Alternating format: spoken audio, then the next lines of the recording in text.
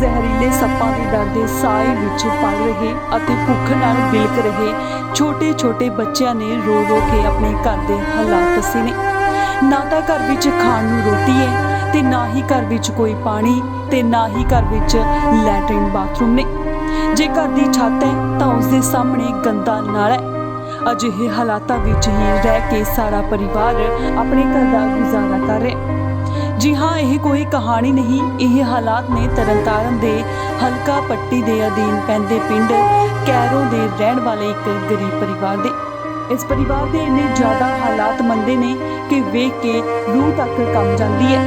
ਜ਼ਹਿਰੀਲੇ ਸੱਪਾਂ ਦੇ ਸਾਏ ਦੇ ਡਰ ਵਿੱਚ ਰਹਿ ਰਹੀ 7 ਸਾਲ ਦੀ ਬੱਚੀ ਕਿਰਨਜੀਤ ਕੌਰ ਅਤੇ ਉਸ ਦੇ ਭਰਾ ਰਾਹੁਲ ਨੇ ਦੱਸਿਆ ਕਿ ਮਾਂ ਲੋਕਾਂ ਦੇ ਘਰਾਂ ਵਿੱਚ ਕੰਮ ਕਰਦੀ ਹੈ, ਜਿਸ ਨਾਲ ਉਹ ਇੱਕ ਵਕਤ ਦੀ ਰੋਟੀ ਖਾਂਦੇ ਨੇ ਅਤੇ ਕਈ ਦਿਨ ਉਹਨਾਂ ਨੂੰ ਤਾਂ ਭੁੱਖੇ ਹੀ ਸੌਣਾ ਪੈਂਦਾ ਹੈ।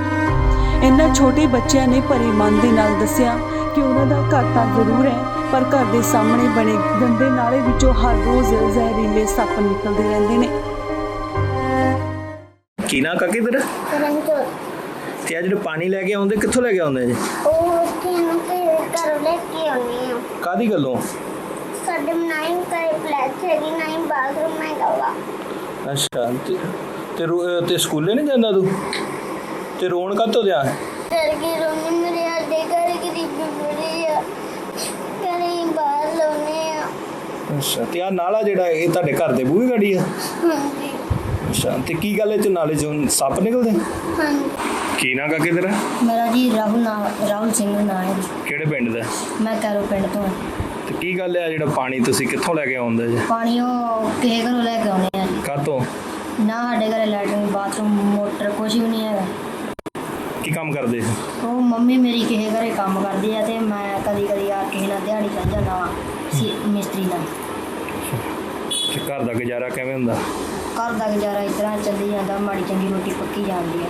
ਤੇ ਆ ਜਿਹੜਾ ਅਗਲੇ ਬੰਨੇ ਆ ਕੀ ਖਾਲ ਜਾ ਕੀ ਹੈ? ਤੇ ਨਲਾ ਜੀ ਬਹੁਤ ਮੰਦੀ ਹਾਲਤ, ਸੱਪ ਬੋੜੇ ਨਿਕਲਦੇ। ਕੋਈ ਮੇਰੀ ਮੰਮੀ ਦੇ ਲੜ ਚੱਲਿਆ ਸੀ। ਗੰਦਾ ਨਾਲਾ ਪਿੰਡ ਦਾ? ਹਾਂਜੀ। ਅੱਛਾ, ਤੇ ਰੋਟੀ ਪਾਣੀ ਦਾ ਕਿੱਥੇ ਲਾਉਂਦੇ ਲੂੰਦੇ ਜੀ? ਚੁੱਲ੍ਹਾ ਉਹ ਬਾਲਿਆ ਜੀ, ਚੁੱਲ੍ਹੇ ਤੇ ਲਾਈ ਦੀ ਰੋਟੀ। ਬਾਹਰ ਹੀ? ਹਾਂਜੀ। ਕੀ ਮੰਗ ਕੀ ਕਰਦੇ? ਮੰਗਦੇ ਸਮਾਜ ਸੇਵਾ ਕਰਨੀ, ਸਾਡੀ ਥੋੜੀ ਬਹੁਤੀ ਭਾਵੇਂ ਜਿੰਨੀ ਹੁੰਦੀ ਹੈਲਪ ਕੀਤੀ ਜਾਵੇ।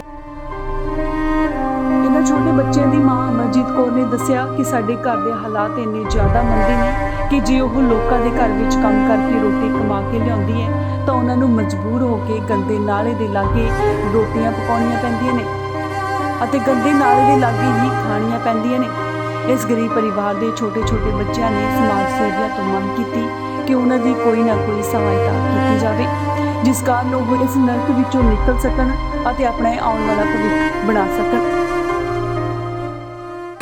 ਕੀ ਨਾਮ ਹੈ ਜੀ ਤੁਹਾਡਾ? ਅਮਰਜੀਤ ਕੌਰ। ਕੀ ਹਾਲਾਤ ਨੇ ਘਰ ਦੇ ਜੀ? ਕੋਈ ਹਾਲ ਨਹੀਂ ਸਾਡਾ। ਸਾਡੀ ਬੂਹੇ ਗਾੜੀ ਨਲਾ ਰਾਤ ਨਹੀਂ ਅੰਦਰੀ ਸੌਣੇ, ਸੱਪ ਬਹੁਤ ਜ਼ਿਆਦਾ ਆਉਂਦੇ ਸਾਡੇ। ਨਾਲੇ ਘਰੇ ਫਲਸ਼ ਬਾਥਰੂਮ, ਨਾ ਸਾਡੇ ਘਰੇ ਪਾਣੀ ਦਾ ਕੋਈ ਹੈਗਾ। ਤੇ ਰੋਟੀ ਪਾਣੀ ਦਾ ਕਿਸ ਤਰ੍ਹਾਂ ਸਰਦਾ? ਪਾਣੀ ਦਾ ਵੀ ਬਹੁਤ ਸਾਡਾ ਬੁਰਾ ਹੀ ਹਾਲ। ਸਾਡਾ ਕਦੀ ਕੋਈ ਦਿੰਦਾ ਨੂੰ ਰਾਸ਼ਨ ਪਾਣੀ, ਕਦੀ ਕੋਈ ਦਿੰਦਾ ਨੂੰ ਰਾਸ਼ਨ ਪਾਣੀ। ਕੀ ਕੰਮ ਕਰਦੇ ਤੁਸੀਂ? ਕੰਮ ਅਸੀਂ ਕਿਸੇ ਦੇ ਘਰੇ ਕੰਮ ਕਰਦੇ। ਤੇ ਬੱਚੇ ਜਿਹੜੇ ਪਾਣੀ ਚੁੱਕ ਕੇ ਲਿਆਉਂਦੇ ਜੀ, ਉਹ ਦੂਰੋਂ ਪੈ ਜਾਂਦਾ, ਗਵਾਂਢੀਆਂ ਦੇ ਘਰੋਂ ਪਾਣੀ ਲੈਣ ਜਾਂਦੇ। ਤੇ ਜਿਹੜੀ ਗੁੜੀਆ ਰੋਂਦੀ ਹੈ ਕਾਹਤੋਂ ਰੋਂਦੀ? ਇਹ ਕਹਿੰਦੇ ਕਿ ਸਕੂਲੇ ਜਾਣਾ, ਸਕੂਲ ਨਹੀਂ ਭੇਜਿਆ ਜਾਂਦਾ ਸਾਡੇ ਕੋਲ। ਪੈਸਿਆਂ ਤੋਂ? ਹਾਂਜੀ, ਨਾ ਪੈਸਿਆਂ ਕੋਲ ਨਾ ਕੋਈ ਵੀ ਚੀਜ਼ ਨਹੀਂ ਇਹਨਾਂ ਨੂੰ ਦਿੱਤੀ ਜਾਂਦੀ।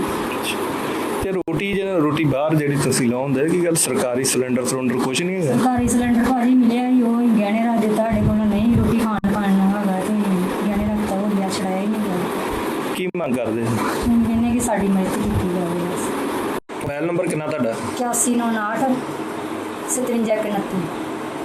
ਕੀ ਨਾ ਭੈਣ ਜੀ ਤੁਹਾਡਾ? ਮੇਰਾ ਨਸਵਿੰਦਰ ਕੌਰ। ਕਿਹੜਾ ਪਿੰਡ ਜੀ? ਹਾਂਜੀ ਕਰ। ਤੇ ਕੀ ਮਸਲਾ ਇਹਨਾਂ ਦੇ ਘਰ ਦਾ? ਤੁਸੀਂ ਕੀ ਲੱਗਦੇ ਜੀ ਇੱਥੋਂ? ਅਸੀਂ ਜੇ ਤਾਂ ਗੁਆਂਢ ਕਰਕੇ ਤਰਸ ਕਰਦੇ ਆ ਇਹਨਾਂ ਦਾ ਵੀ ਪਾਣੀ ਧਾਣੀ ਇੱਥੋਂ ਲੈ ਜਾਂਦੇ ਆ ਕੇ। ਤੁਹਾਡੇ ਘਰੋਂ ਕੱਢਦੇ? ਹਾਂਜੀ। ਕੀ ਕਾਰਨ ਕੀ ਤੁਹਾਡੇ ਘਰੋਂ ਪਾਣੀ ਕਿਉਂ ਕੱਢਦੇ? ਹਾਂਜੀ, ਵਿਚਾਰੇ ਚ ਗਰੀਬੀ ਬਹੁਤ ਜ਼ਿਆਦੀ ਆ ਤੇ ਇਸ ਤਰ੍ਹਾਂ ਰੱਬ ਤਰਸੀ ਆਖੀਦਾ ਵੀ ਚਲੋ ਪਾਣੀ ਧਾਣੀ ਲੈ ਜਾਣ। ਤੇ ਉਹਨਾਂ ਦੇ ਘਰ ਨਹੀਂ ਹੈਗਾ ਪਾਣੀ? ਨਾ ਜੀ, ਉਹਨਾਂ ਦੇ ਘਰੇ ਨਾ ਪਲਾਸ ਨਾ ਪਾਣੀ, ਵਿਚਾਰਿਆਂ ਦੇ ਗੰਦਾ ਨਾਲਾ ਵਾ ਜਿੱਥੇ ਵਿਚਾਰੇ ਰਹਿੰਦੇ ਆ। ਤੇ ਵਿਚਾਰੀ ਲੋਕਾਂ ਦਾ ਕੰਮ ਕਰਕੇ ਤੇ ਬੱਚੇ ਪਾਲਦੀ ਆ ਅੱਗੇ, ਤੇ ਬਹੁਤ ਇਹਨਾਂ ਦੀ ਸਹਾਇਤਾ ਕੀਤੀ ਜਾਵੇ।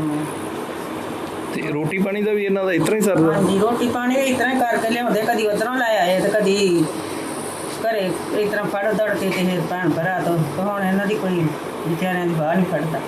ਤੇ ਰੋਟੀ ਪਾਣੀ ਲਾਉਂਦੇ ਕਿੱਥੇ ਆ ਜੀ? ਹਾਂਜੀ ਉਹ ਨਾਲੇ ਦੇ ਲਾਗੇ ਹੀ ਆ ਜੀ।